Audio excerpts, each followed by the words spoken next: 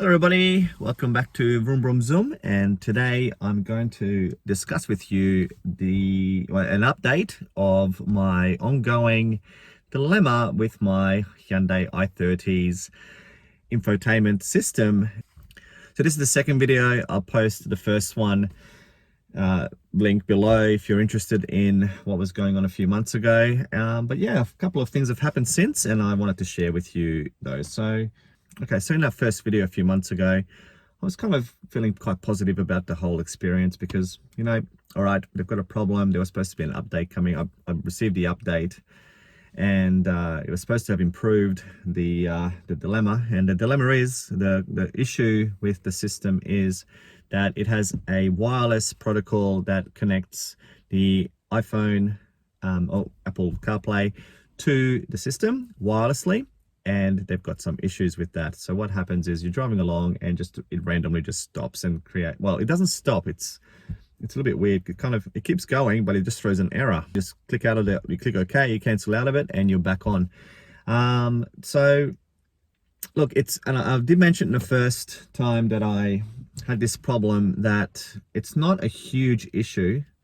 And on the face of it, it's basically one button push. And I've now kind of worked out that we can create a shortcut. You can use a shortcut button, which is the star on the left-hand side of the display.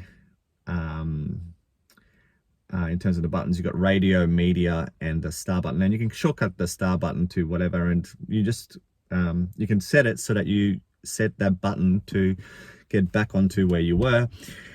And so one button push and you're back on, okay? However, it is still it's very, very frustrating. And as some of the commenters have pointed out, and some of the forums I've read, it can be a little bit dangerous. It's very distracting when all of a sudden in your peripheral, you're watching the road, and all of a sudden your screen just goes black with this warning. And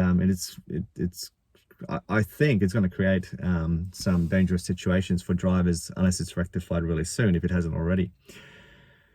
But anyway, it's just very frustrating. That's all I can say. It's something that shouldn't be happening. It should be working just fine. It's a brand new car. It should have been tested. Anyway, so here's what I've learned so far, and I've had a little bit of an experience with Hyundai as well. I have got myself an Android phone as well, and I have been testing it on Android.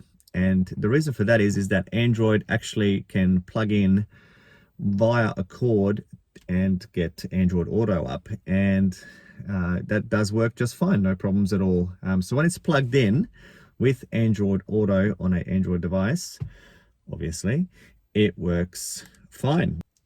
Actually, no, I can't say that it works fine because I have had some issues as well there.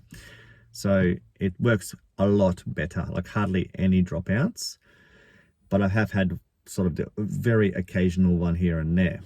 The thing I have discovered is it does in fact have wireless Android Auto as well. So once you've initially plugged in your Android device and have used the system, it then can revert to a wireless version as well. Okay, so it also works wirelessly. So I used the Realme 7 for that, and yeah, it's much improved. There was a couple of dropouts, obviously not same sort of thing, but it does drop you out of the map. That was my experience anyway. So yeah, so buying an Android device is a kind of a fix, but it's still creating issues. All right, so I've been experimenting, trying to get to the bottom of why it might be happening. At one point we were thinking it's possible that when we come near other devices or other i30s or other cars with the same infotainment system, that might be a catalyst for it to turn, because it's completely random. So we're thinking that might be the catalyst for why it's doing it. I don't think that's the case. We thought maybe if there's some interference from other Wi-Fi's, that might be a problem, because it seems to happen less when we're away from residential areas, but as soon as we get into residential areas, then we're experiencing more problems. Again, possibly it's a bit random.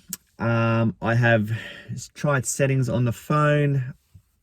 In a nutshell, nothing has really worked. Okay, everything I have tried to cater for it to like a workaround, it has not worked. I've turned off, like I've deleted the maps, I've deleted Google Maps, I've deleted Waze just to have Apple Maps by itself on the iPhone. It also didn't work. Now, while that's been happening, I've been getting some comments on my first video. It is happening in a whole bunch of other cars.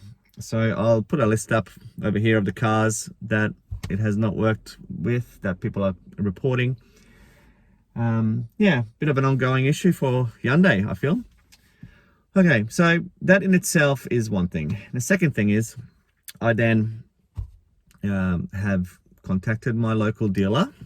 They haven't got back to me, and it's been at least a month that I contacted my dealer the last time, and nothing, no courtesy call, nothing, just literally just, oh, we'll get back to you, and then nothing. So they're kind of putting their hand in the sand at this stage.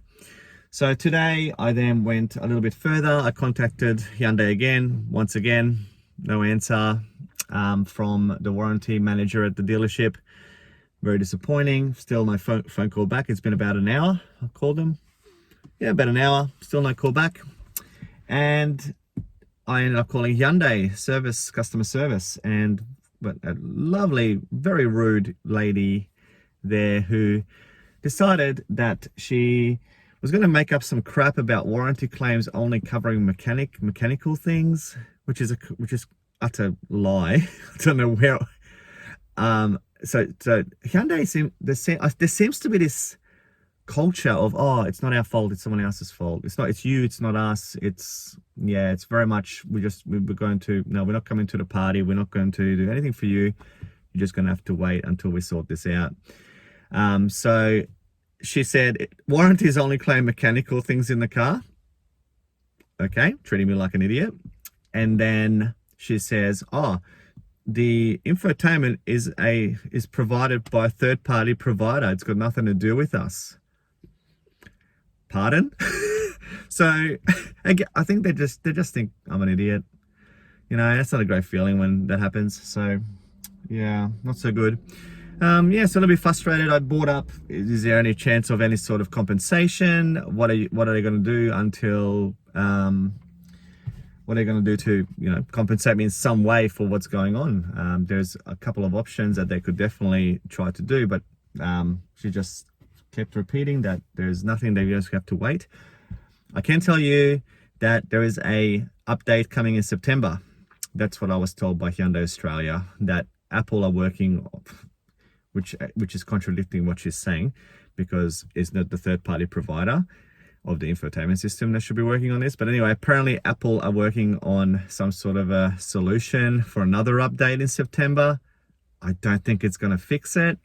I think it's Hyundai just towing a corporate line of, sorry, can't help you. This is just how it is. And I asked the service representative, is there a way to maybe put the other system in, or to connect it to the USB somehow, so that we can have wide Apple CarPlay, some sort of workaround, or put in the slightly bigger, the 10.5 inch or whatever it is, 12 inch screen. I think it's 10.5 inch infotainment system as a way to fix the problem, to make it back into the wide system. And of course, I felt like I was just speaking to a wall. No response there. So basically that's where I'm at the moment. It kind of makes me question the rest of the warranty experience with Hyundai, if it ever comes to that.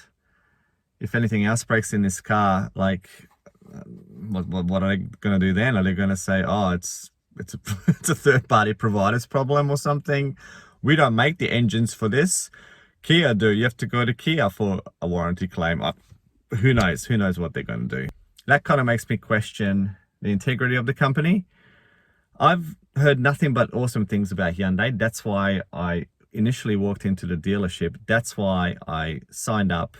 When I saw the car, I've heard only good things. Kia's been in Australia for quite a while. They've proven themselves with quality products. I can see that Hyundai are pushing the technological side of things, and that's awesome, of course, for the consumer. But if it creates products where they are knowingly being sent to market and not working, I'm pretty sure that's what's happening at the moment. They just keep punching out these i30s, and people are still buying them and they're going to still have the issue. So yeah, not so good. All right, everybody, so that's basically my current update. What's the date today? It's the 5th of August. So yeah, it's been about 4 months now. I love this car. It is beautiful to drive. I've said this in the last video. It's beautiful to drive. Loving everything else in this i30.